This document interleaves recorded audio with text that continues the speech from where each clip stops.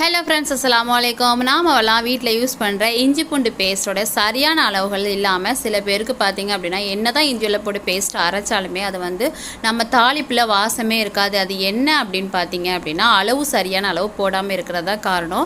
கரெக்டாக பார்த்தீங்கன்னா உங்கள் வீட்டில் மிஷின் இருந்தால் ட்ரை பண்ணி பாருங்கள். அப்படி இல்லைன்னா நீங்கள் கடைகளில் வாங்கும் போதே 1/4 கிலோ இஞ்சிக்கு 1/4 கிலோ பூண்டு, இந்த அளவு சரியான முறையானது.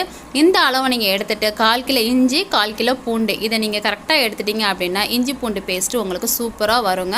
அதுக்கப்புறம் இஞ்சிக்கு தோல் விஷம், அதனால் இஞ்சியோடைய தோலை பார்த்திங்க அப்படின்னா செருக்கிட்டு அதை குட்டி குட்டியாக கட் பண்ணி இந்த மாதிரி சேர்த்துக்கோங்க. பூண்டுக்குமே அதே மாதிரி தோல் விஷம் தான், அல்சர் ஜாஸ்தியாக வரும் பூண்டோட தோல் யூஸ் பண்ணும்போது. அதனால் பூண்டோடைய தோல்களை நீக்கிட்டு இந்த மாதிரி அதையும் சேர்த்துக்கோங்க. இஞ்சி பூண்டு 1/4 கிலோ இஞ்சி 1/4 கிலோ பூண்டு இது ரெண்டையும் பார்த்திங்க அப்படின்னா மிக்ஸி ஜாரில் போட்டு நல்லா பல்ஸ் பண்ணிட்டு இந்த மாதிரி பட்டு போல் அரைச்சி எடுத்துக்கோங்க. உங்கள் வீட்டில் ஃப்ரிட்ஜ் இருந்துச்சுன்னா ஓகே, ஃப்ரிட்ஜில் வச்சுக்கோங்க. ஃப்ரிட்ஜ்